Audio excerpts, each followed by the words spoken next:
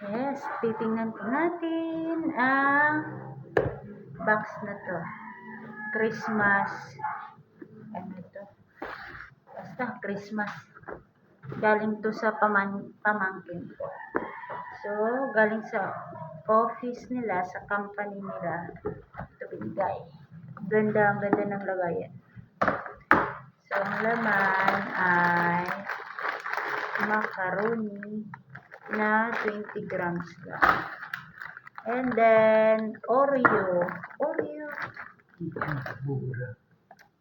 Merong mayonnaise na maliit. And then,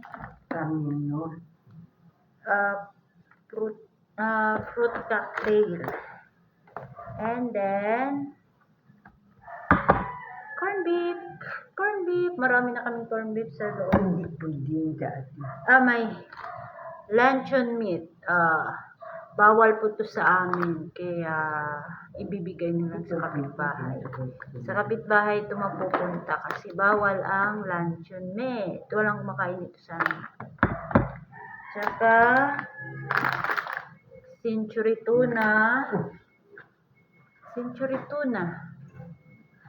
And then, may tidbits na ulit. Pineapple. Oh, may Milo. Marami pa kaming Milo dyan. Walang umiinom ng Milo. Okay. Angel cream sada and all-purpose creamer. Ito. Binigay. Dalawa na pati. At queso de bola. Ang ganda. Sarap nito, queso. Queso de bola. Yan. Queso de bola. And then, spaghetti. No, may sauce na siya, pero wala pang sahog.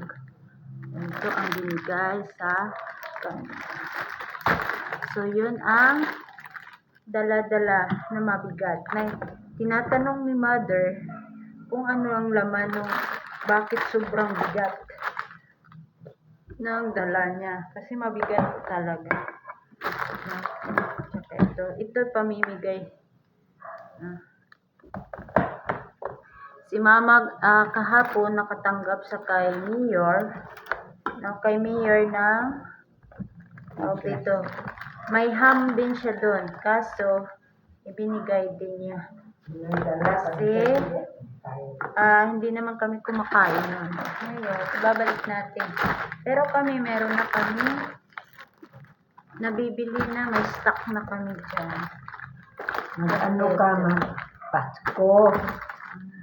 24.